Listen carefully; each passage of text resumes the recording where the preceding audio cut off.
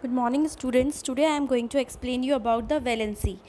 So in my last class I told you that valency is the combining capacity of an atom or radical.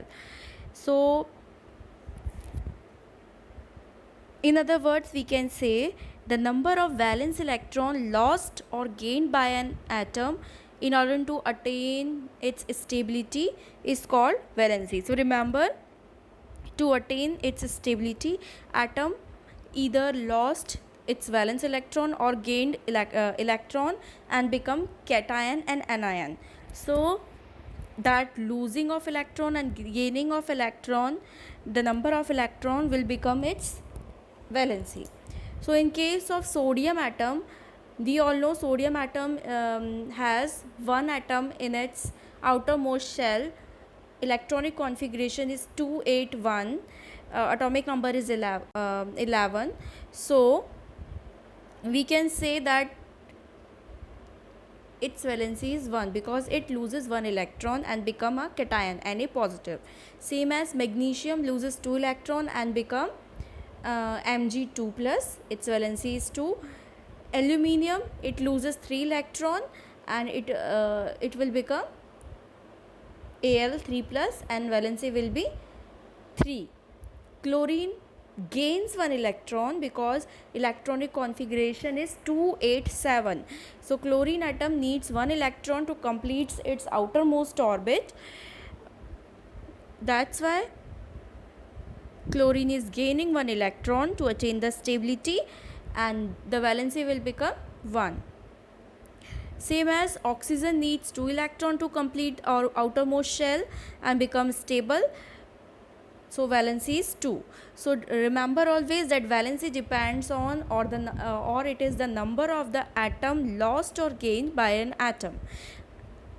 So remember this concept.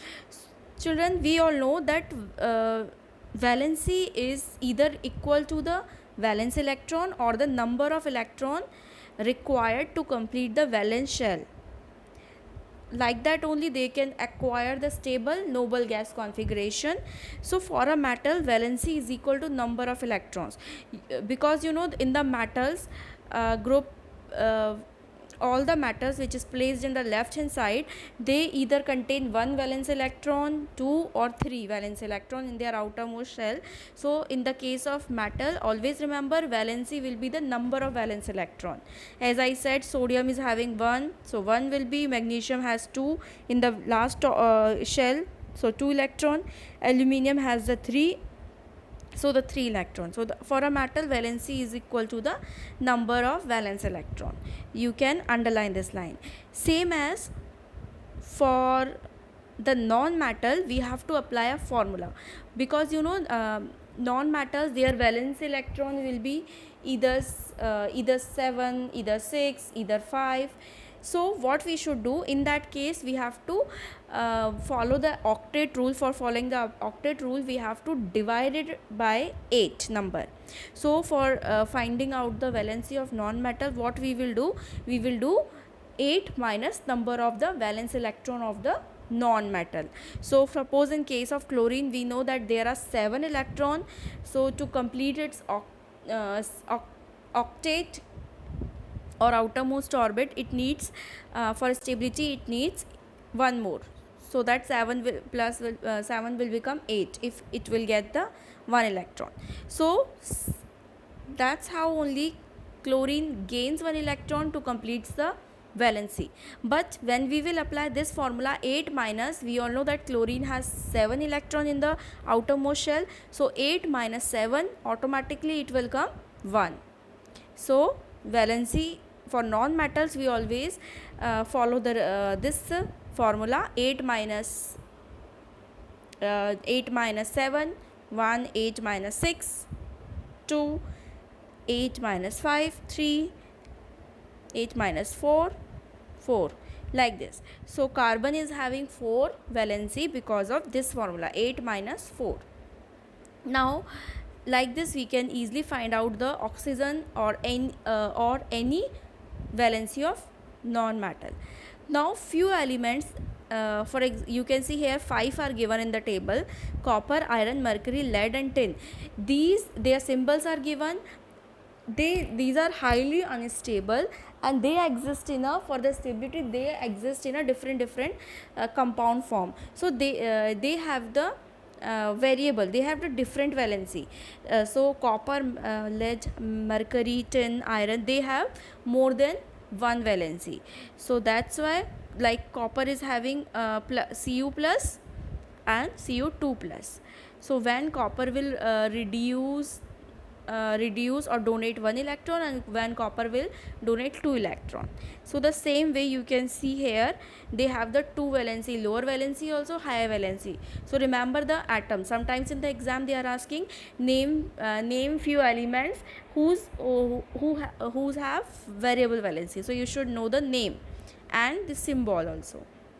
Valency iron also exist as Fe2 plus and Fe3 plus. So when and in the bracket you can see that if Cu plus we are saying, so it will become cuprous, and if Cu2 plus, so it will become cupric. Cu2 plus Fe2 plus ferrous, and Fe3 plus ferric, Hg plus mercurous, and Hg2 plus mercuric, Pb2 plus plumbous, and Pb4 plus plumbic. Sn, which is the symbol of the tin, stannous is a tin.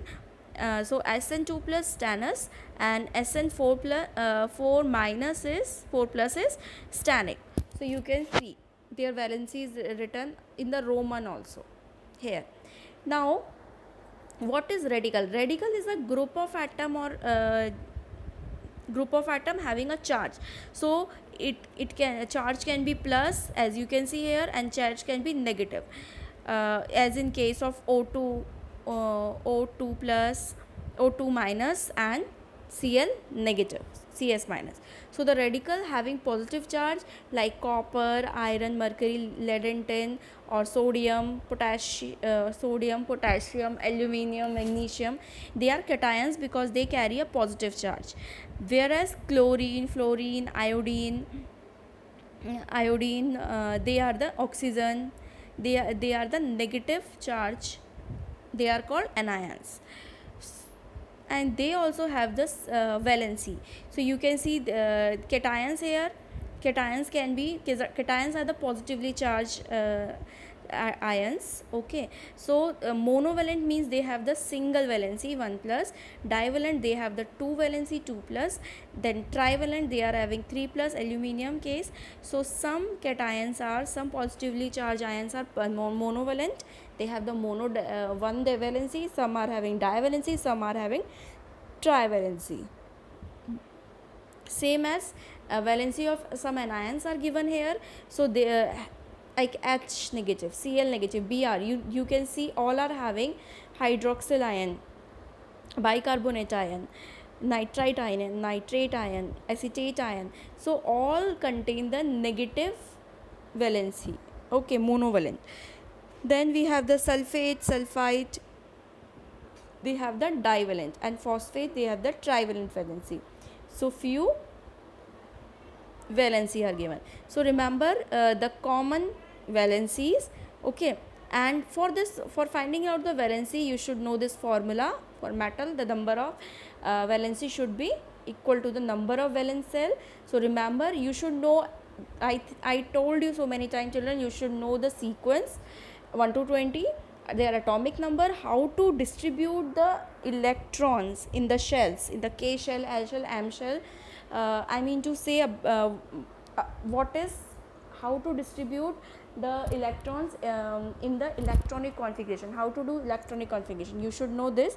And if you know the electronic configuration, you can easily check whether the metal is having, or whether the element is having cation, or it has the 1, 2 or 3 valence electron in the outermost shell, then you can see it is a metal.